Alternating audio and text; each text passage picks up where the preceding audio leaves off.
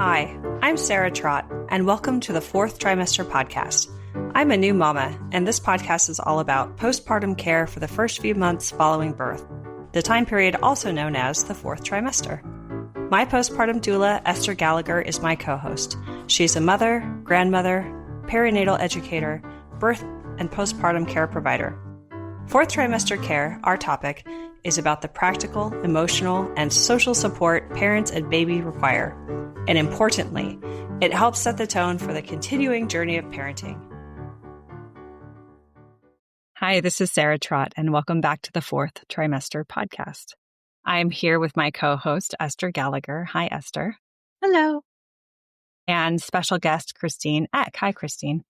Hi, thank you. So today, the three of us are discussing the concept of the sacred window and Ayurvedic studies and what that means and the traditions and history behind it, the benefits, and really explore what that means and how you work with professionals and with families. So we're really thrilled to have you on the program, Christine. Thank you so much for joining us today. It's such a pleasure. Thank you to both of you for having the space and for being willing to explore the sacred window with me. Yeah. Well, tell us your story, Christine. I want to know more about your background and more about what led you to doing this work. Yeah, thank you for the opportunity. I guess I tell it a little bit different every time based on what, picture comes into my mind first. But I remember so clearly after the birth of my first child in 2007, he's 18 years old now, that I felt for the first time in my life really, really lost and really unprepared. And I had felt leading up to his birth, I had felt really empowered. I'd felt really prepared. I'd felt really healthy and excited and all of the things that I would want someone to feel.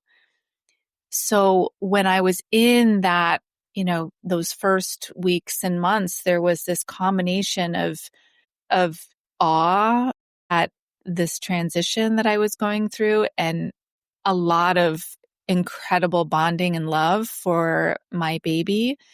And I was really suffering. I was suffering physically. I was suffering with my confidence. There was so much that I didn't know.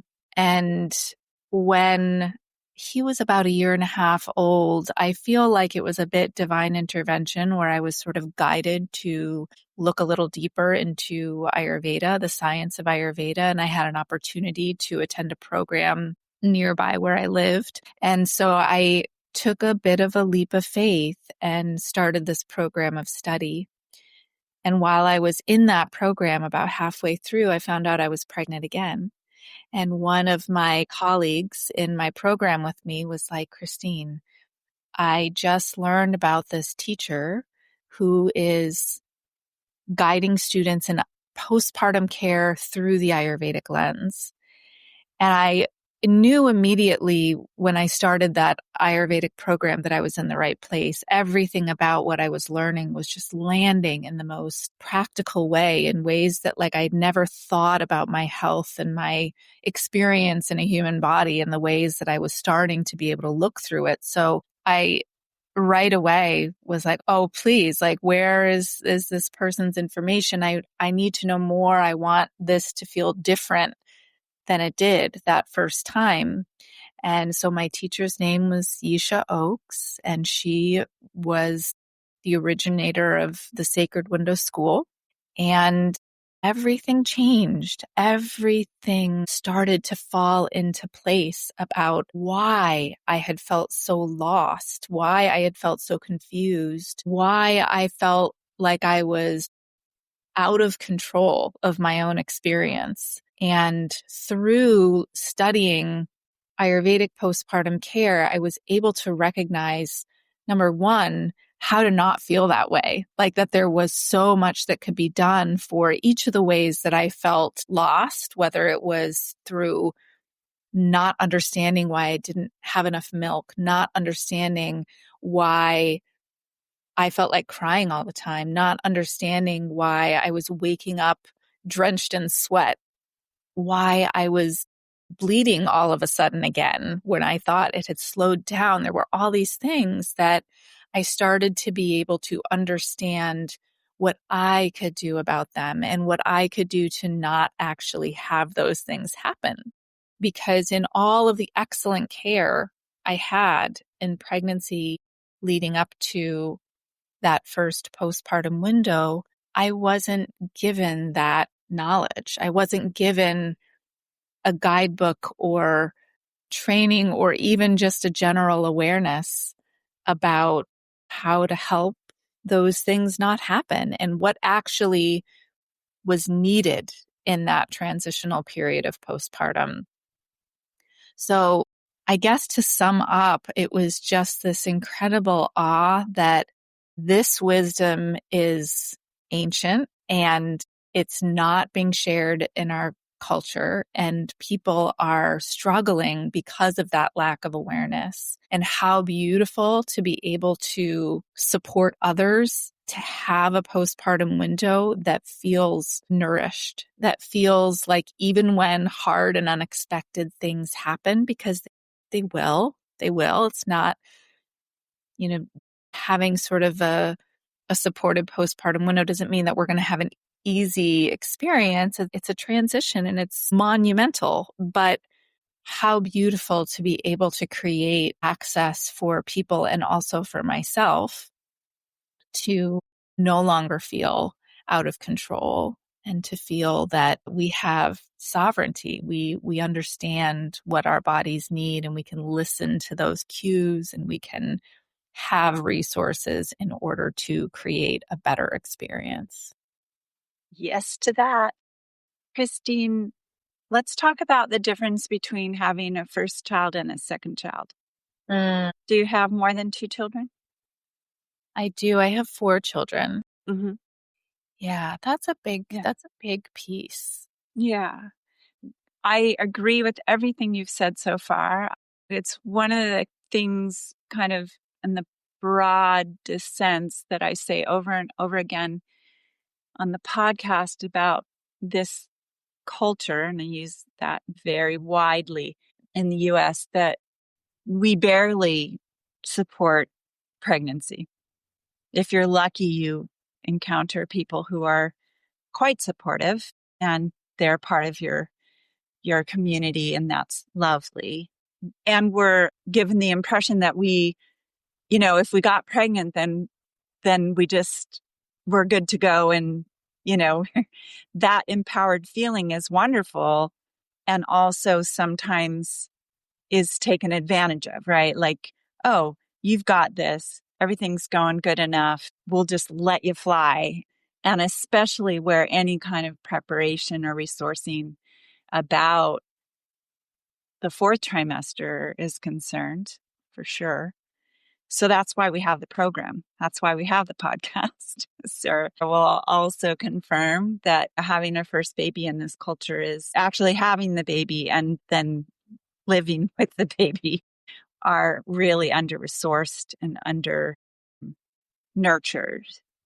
So having said that, I also do think that there's probably something so almost enigmatic, almost indescribable about what washes over us in the first 2, 6, and 12 weeks in terms of physiological, social, emotional, and spiritual shifting from being someone who had not yet born a child at all to someone who now has and is going through identity loss and all the other kinds of losses simultaneous to all the gifts, right? The wonderful positives, as you were naming, that I wonder, ultimately, I feel like the difference is whether or not you're supported in all of that.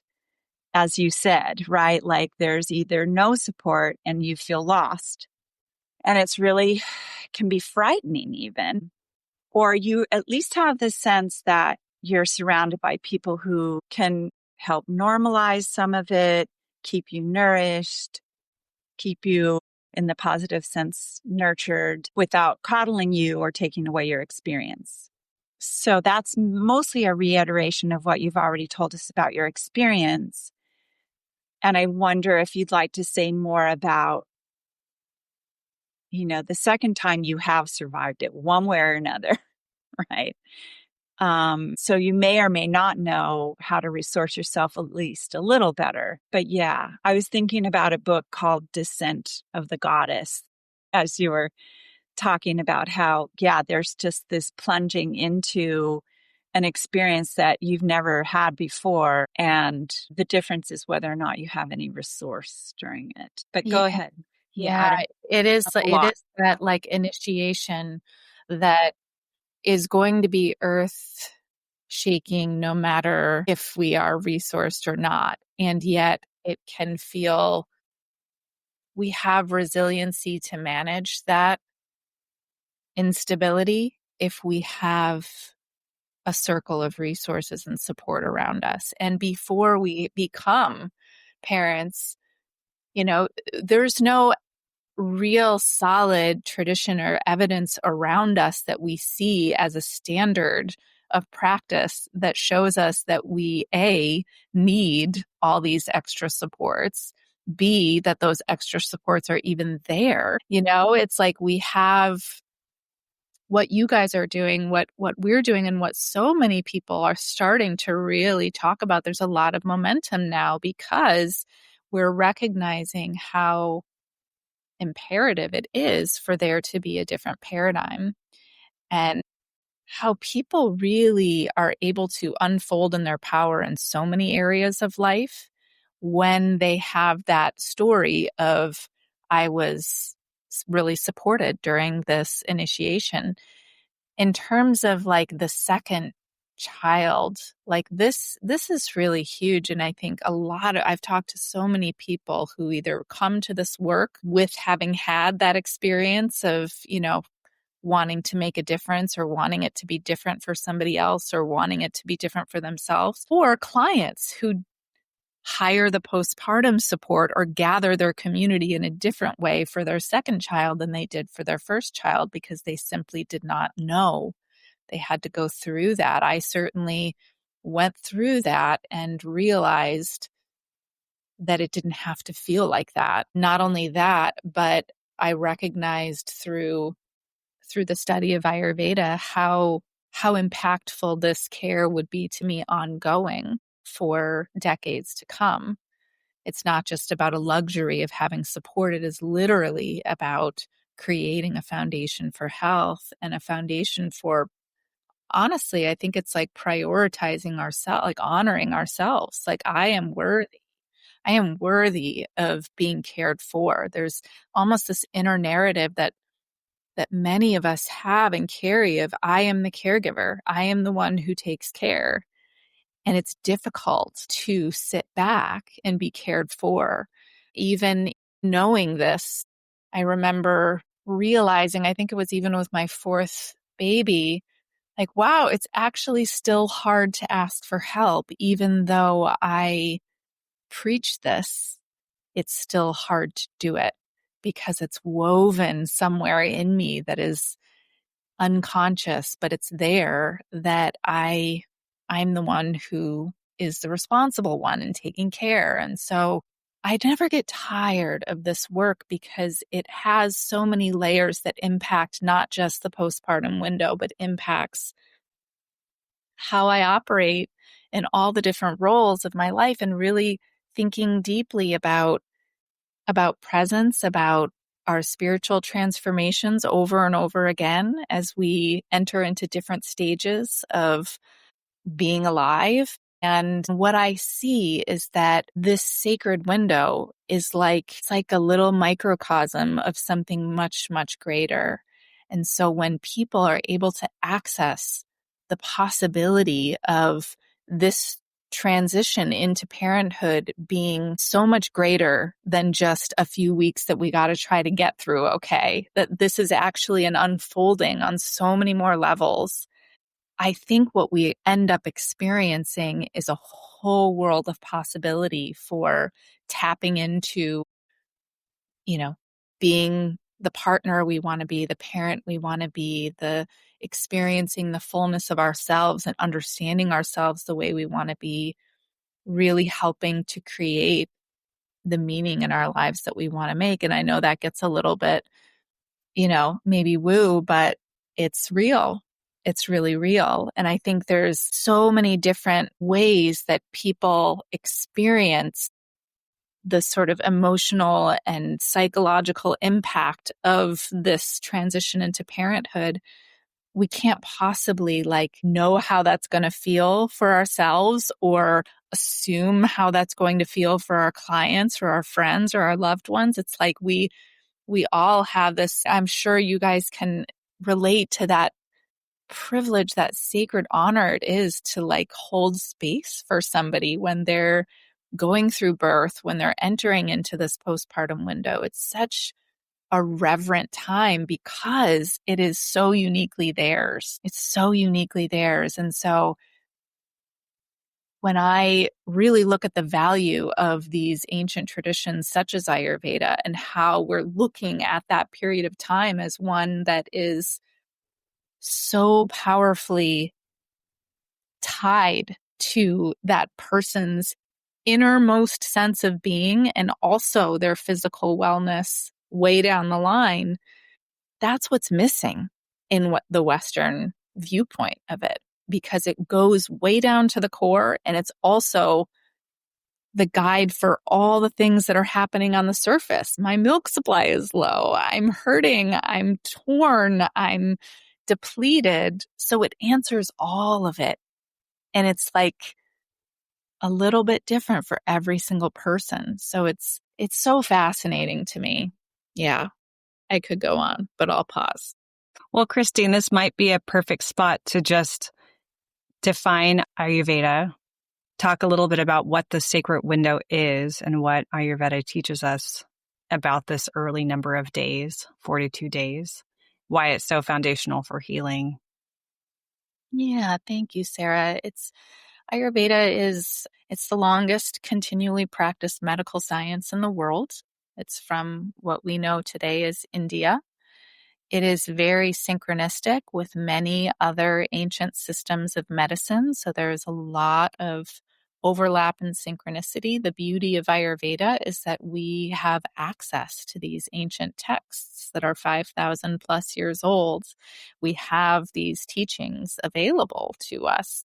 And what is so beautiful is the universality of it. So each of us is an Ayurvedic teacher because we are living in human bodies. We are living here. We are experiencing what it is to be alive. And Ayurveda, literally translated, is life knowledge.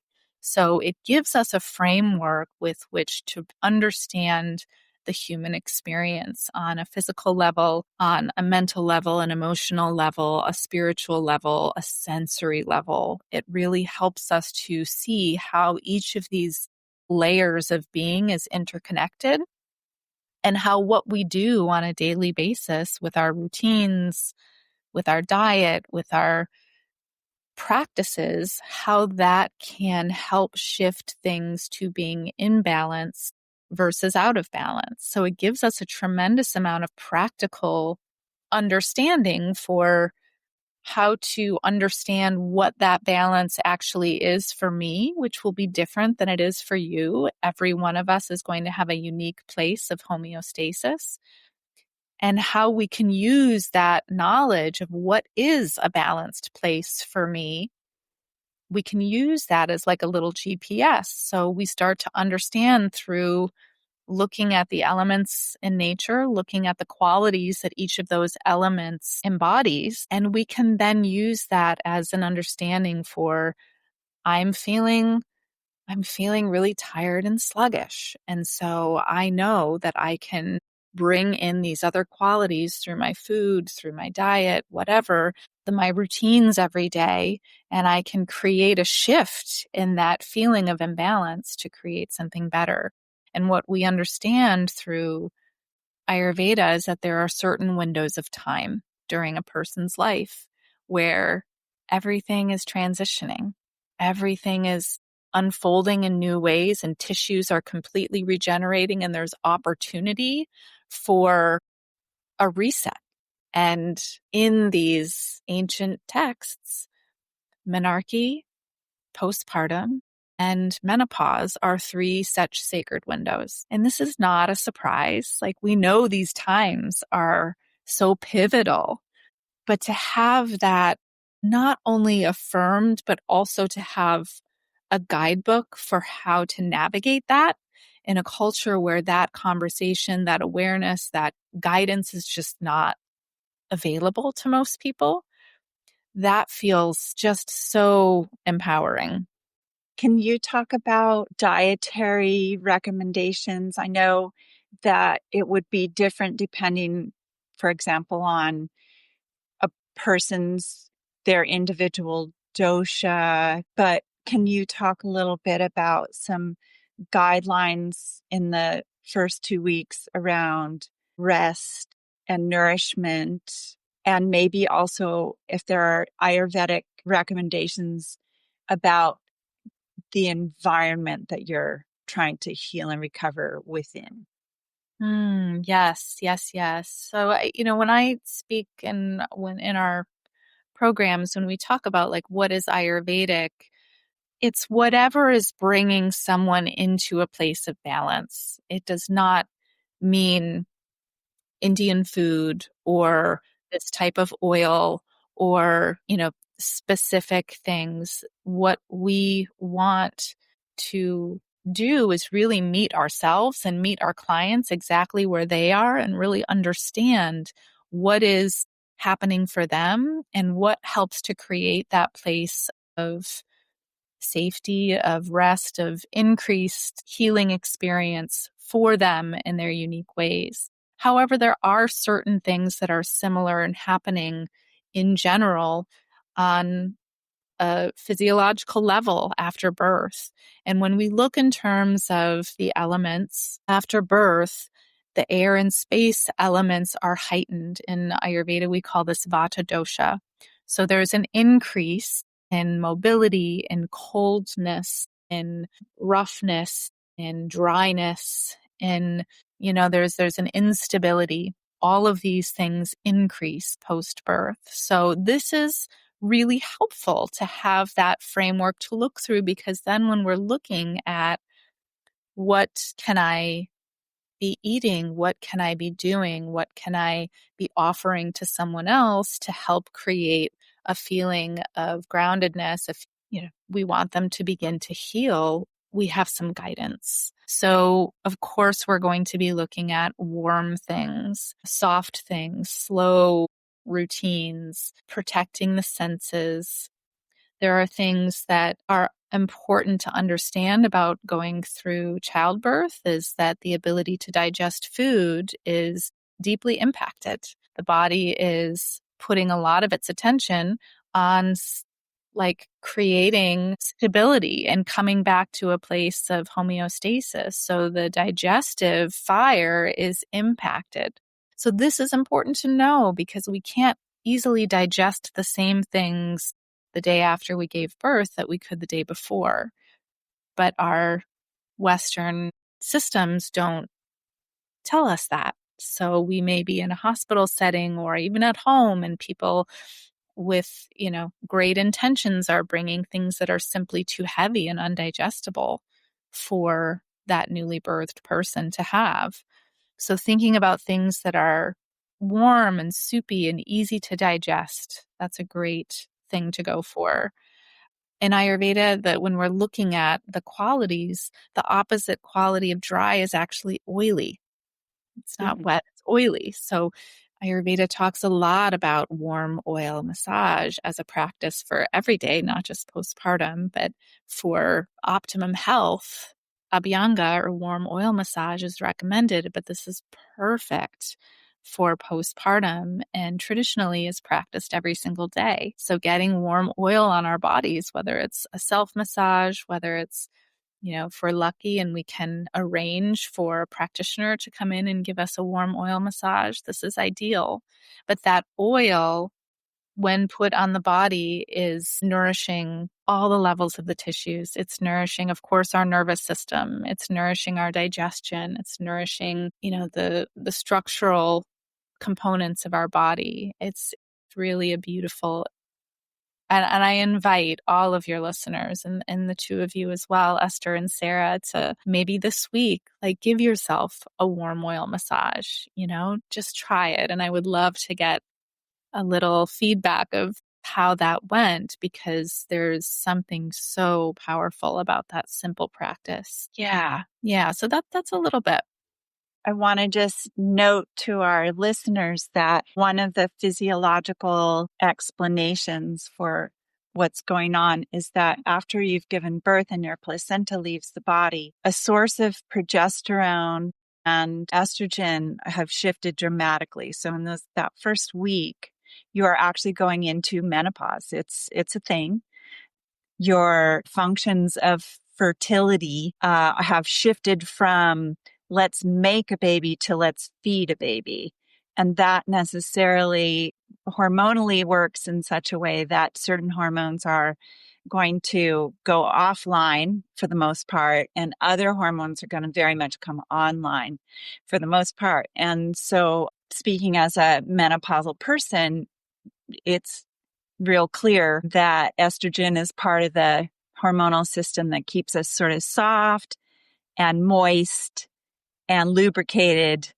And when we have a lot less of that, things like the skin and the joints are a lot less of those things. And so it's real. It's Ayurveda and yogic philosophy are scientific. They're based on observation and experimentation. And so over a very, very, very, very long period of time. And Chinese medicine is based on it as well, on similar principles. So there's a reason why to this day, if you grow up in a culture where these things are part of what you have as a resource, that your postpartum period is often very well attended, unlike in Western medicine, where essentially because it was male dominated, patriarchal, women's studies of any kind went offline for the longest period. And so what Western medicine even understands about the feminine and the female body is, even in obstetrics, is slow to catch up and slow to address in any really fundamental and holistic way. That's one of the reasons why we find ourselves postpartum in this country feeling lost, because we're told at discharge from a hospital that we'll see you in 6 weeks. Call if you have any trouble. And by that time, of course, you're thinking you're not supposed to be having trouble, so you're not calling. Well, and so then to add a layer of information here for people in that situation, what are some of the practical guidelines we could offer parents, caregivers, even if they haven't had any training in Ayurveda? What can we share with them? We talked a little bit about food and massage, but what are some of the other things that parents and caregivers could use based on these practices? Well, I think what is so beautiful about it is that we're not talking about anything difficult skill-wise. This is really about qualities. I think the difficult part comes in when you layer in societal norms and our own sort of belief systems about what is reasonable to do or not. So what I think is amazing is that we are seeing more and more people take very seriously preparing for their postpartum window. This is something that, as people start hearing others talk about it, they very quickly are like, yes, oh my gosh, that I want that. That's important. We know that in our hearts, and we're starting to see a huge upswing in the number of people who are aware and are starting to think about it in a deeper way, which will make it more, I guess, people may feel like they have permission to spend money on their care, making sure that they have resources. I think that we, as people who are advocates of this, have a big role to play in creating this as a priority. I did not know that postpartum doulas existed when I first became a parent. I often feel like we as a culture spend so much money on weddings and things like, baby showers and big celebrations, which are important and wonderful. And yet there's such an imbalance of what we will spend on our care during this incredible window of time. So much of what I feel like is part of my work here is helping to create this as a priority, because it's, as family members, like, the care itself, we can do so much just with awareness. There's so many beautiful postpartum cookbooks out there now. I could get a couple of great cookbooks and just pick out a few easy recipes and have them available for my husband and my mother and my mother-in-law, which I did. I had recipes available for them.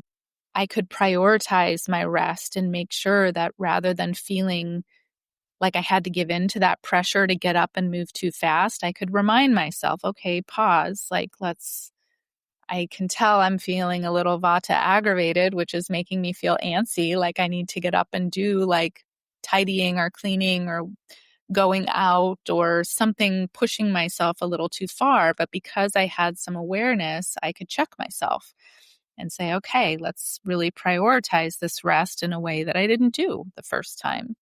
Moving through that hesitancy to ask for help, whether it's for our friends to bring meals to us or take extra time from work if we're able to, create better systems of support for our older children. So much of what I think we as a culture can do, and we as people in the birth support field, is really helping families to realize that they are worthy of receiving this type of support. Of course, we have incredible graduates who are learning the body work, who are learning the postpartum meal preparation, who are learning the herbal food support, and all of that is incredible. And if we don't have access to that, there's so much that we can do with just understanding that this is a unique window of time that will go by.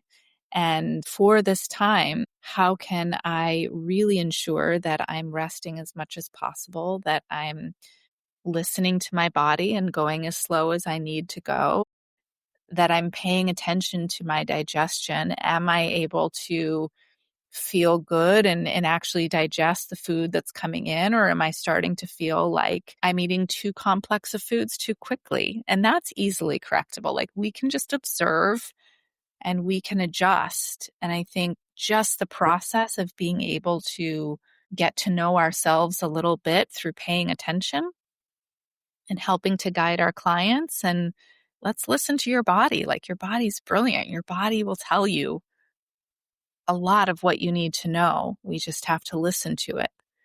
I think we become so trained in relying on other people to tell us what our body needs or what our body is doing or what's wrong with our body, that we have collectively sort of abandoned that inner teacher that really knows. Like, we are the ones who are living in this body, and we have the ability to have that guide us in what support is needed next. So, I love nerding out on all things Ayurveda and how to support and recipes and the impact of herbs and the impact of body treatments. And when it comes down to it, it's really quite simple, and it's very intuitive, and it's very practical. And when we can convey the importance of creating a support plan and time, I think that's the biggest impact.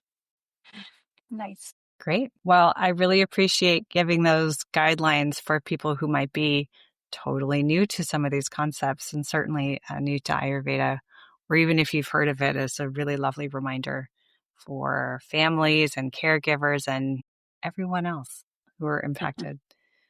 So, Christine, we've had a great conversation. Are there any final thoughts you want to leave with our listeners?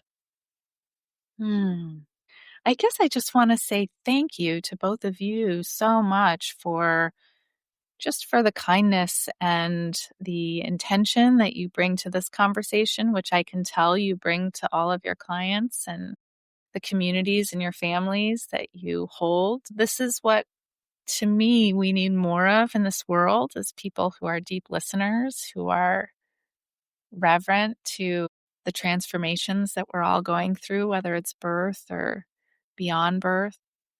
So thank you. It's really an honor to be in company. Well, thank you so much. And you mentioned having graduates. You have a school where you do training. Do you want to share a little bit about that and let people know where they can learn more? Yes.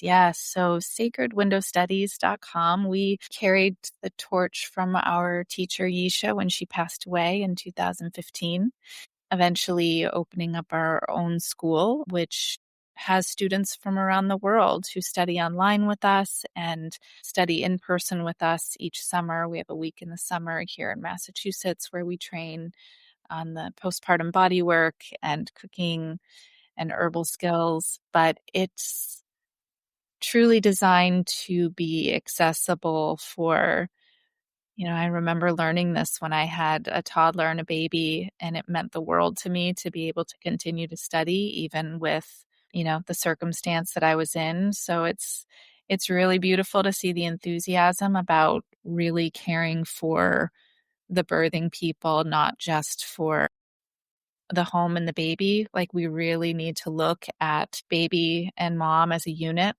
And so I love the ability to really contribute to that awareness. So please find us. We're in all the places on the sacredwindowstudies.com. Please connect with us on social. We're very committed to being accessible. So if someone needs to chat, we're available to chat. It's really about creating access to this type of knowledge, and it's a privilege to do so. Great. And you have your own podcast, and we will be sure to put links to these sites and your social media links and your podcast on our show notes. So anyone listening can find them very easily there. Thank you both. Thank you, Christine. Lovely to have you. You can subscribe to this podcast in order to hear more from us. Thank you for listening, everyone, and I hope you'll join us next time on the Fourth Trimester. The theme music on this podcast was created by Sarah Trott. Hear more at soundcloud.com/Sarah Trott. Special thanks to my true loves, my husband Ben, daughter Penelope, and baby girl Evelyn. Don't forget to share the Fourth Trimester Podcast with any new and expecting parents. I'm Sarah Trott. Goodbye for now.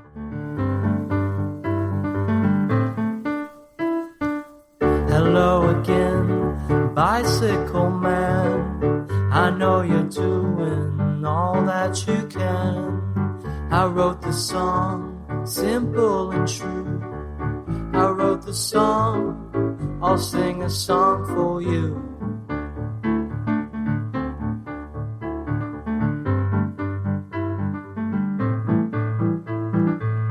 You got your wheels, you got your gears.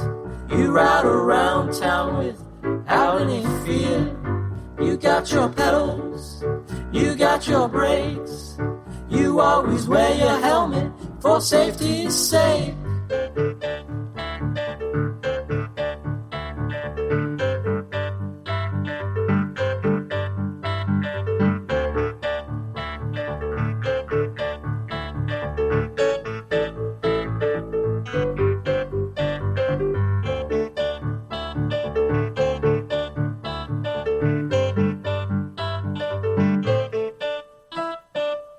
Hello again, bicycle man. I know you're doing all that you can. I wrote the song, simple and true. I wrote the song, I sing a song for you.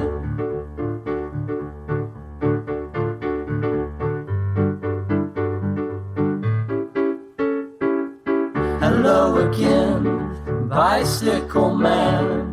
I know you're doing the best that you can. I wrote the song, simple and true.